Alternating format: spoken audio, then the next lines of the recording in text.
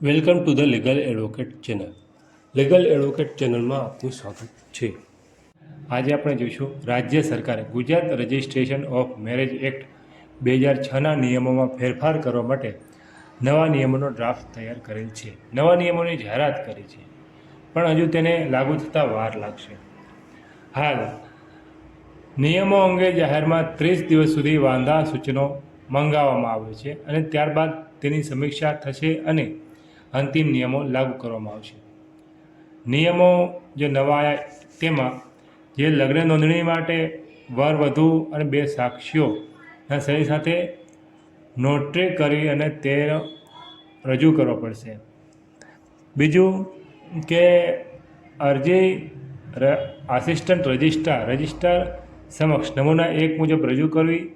તેમાં જરૂરી દસ્તાવેજ જોડવાના રહેશે, જેમ કે બંને વરવધુ અને સાક્ષીના આધાર કાર્ડ, બંનેના જન્મના પ્રમાણપત્ર અથવા તો શાળાનું છોડ્યા પ્રમાણપત્ર, લગ્નની કંકોત્રી હોય તો તે, બંનેના અલગ અલગ પાસપોર્ટ સાઇઝના ફોટોગ્રાફ, લગ્ન સમયે એટલે કે ફેરા ફરતા ફૂલહાર ફેરા પહેરાવતા વાળો એવો ફોટોગ્રાફ, તેમજ માતા પિતાને જાણ કરીએ છીએ તે મુજબનું ડેક્લેરેશન પણ રજૂ કરવાનું રહેશે અને તે સાથે માતા પિતાના સરનામાની વિગતો પણ રજૂ કરવાની રહેશે.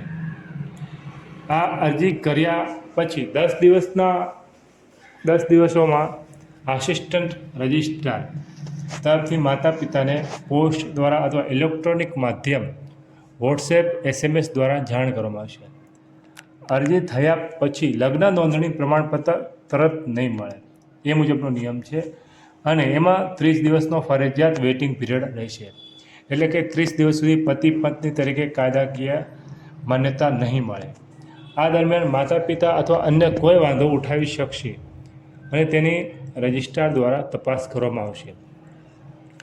આ બધી વિગતો સરકાર એક નવું ઓનલાઈન પોર્ટલ શરૂ કરવાની છે, જેમાં દાખલ થશે.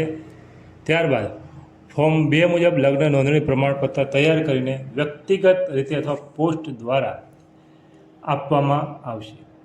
આ સમય દરમિયાન કોઈ કિસ્સામાં યુવતી લગ્ન કરવાની અનિચ્છા બતાવે એટલે લગ્ન કરવા ઈચ્છુક ના હોય તો યુવક પર ફોજદારી કાર્યવાહી થઈ શકે છે.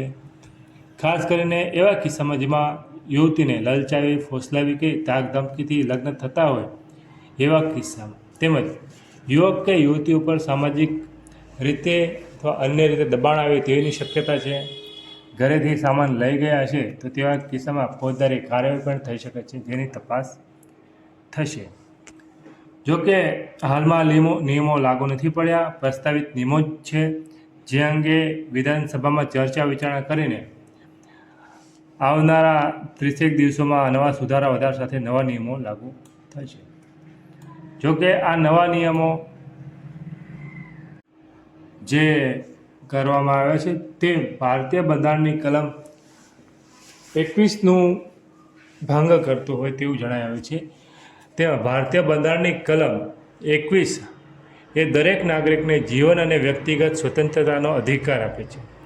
સુપ્રીમ કોર્ટ અનેક ચુકાદામાં સ્પષ્ટ કર્યું છે કે 2 પુખ્ત વ્યક્તિ પોતાની મરજીથી લગ્ન કરી શકે છે, એમાં તેમાં રાજ્ય કે પરિવાર દખલ ના કરી શકે. જોકે નવા નિયમ મુજબ માતા પિતાને 10 દિવસમાં જાણ કરવી અને 30 દિવસ સુધી સર્ટિફિકેટ ન આપવું એ રાઇટ ટુ પ્રાઇવસીનો ભંગ છે. એટલે કે યુવક યુવતીની સ્વતંત્ર રીતે લગ્ન કરવાની તેમના અધિકાર ઉપર ભંગ છે. એ સિવાય હમણાં જ ગુજરાત હાઈકોર્ટે એક મહત્ત્વનો ચુકાદો આપ્યો કે પુખ્ત વયની પુત્રીને જીવનસાથી પસંદ કરવાનો અધિકાર છે. આ કેસમાં પુત્રે પ્રેમ લગ્ન કરેલા, એમાં પિતાએ હેબિયસ કોર્પસની અરજી કરેલી અને તે હેબિયસ કોર્પસની અરજી અન્વયે હાઈકોર્ટે ચુકાદો આપેલો કે યુવતી પુખ્ત વયની હોય ત્યારે તેની મરજી મુજબ જીવનસાથી પસંદ કરતાં કોઈ રોકી શકતું નથી. બંધારણ મુજબ દરેક પુખ્ત નાગરિકને જીવનસાથી પસંદ કરવાની સ્વતંત્રતા છે. હાઈકોર્ટે યુવતીની રજૂઆત અને તેની વય મર્યાદાને ધ્યાને લીધી યુવતીએ પોતાની મરજીથી લગ્ન કર્યા હોવાનું સ્પષ્ટ થતાં હાઈકોર્ટે પિતા દ્વારા કરવામાં આવેલી હેબિયસ કોર્પસ અરજીને ફગાવી દીધી. કોર્ટે નોંધ્યું કે પુખ્ત વયની વ્યક્તિ પર તેની પસંદગી બાબતે પિતા કે પરિવાર દબાણ લાવી શકે નહીં. ગુજરાત હાઈકોર્ટે વધુમાં જણાવ્યું કે જ્યારે દીકરી પુખ્ત વયની હોય અને તે પોતાની સુરક્ષા અને લગ્ન અંગે સ્પષ્ટતા કરતી હોય ત્યારે કાયદો તેની પડખે ઊભો રહે છે. ગુજરાત હાઈકોર્ટે વ્યક્તિગત સ્વતંત્રતાને પ્રાધાન્ય આપતો એક મહત્વનો ચુકાદો સંભળાવેલો. હાલમાં જ્યારે લગ્ન નોંધણી માટે નવા નિયમોની ચર્ચા ચાલી રહી છે ત્યારે માતા પિતાની સહી ફરજિયાત કરવા જેવા માંગણી અને નિયમો વચ્ચે હાઈકોર્ટનો ચુકાદો સ્પષ્ટ કરે છે કે વ્યક્તિગત સ્વતંત્રતા અને બંધારણીય હક્કો કોઈપણ વહીવટી નિયમો કરતાં ઉપર છે. કાયદાની નજરમાં પુખ્ત વ્યક્તિની સંમતિ જ સર્વોપરી છે. આવા આપણે કાયદાને લગતા બીજા વિડીયો મૂકતા રહીશું. આપણી ચેનલને તમે સબસ્ક્રાઈબ કરો અને અન્ય આવા વિડીયો જોવા માટે ફોલો કરી શકો છો. અને કંઈ પ્રશ્ન હોય તો કમેન્ટમાં જણાવી શકો છો. Thank you. આભાર.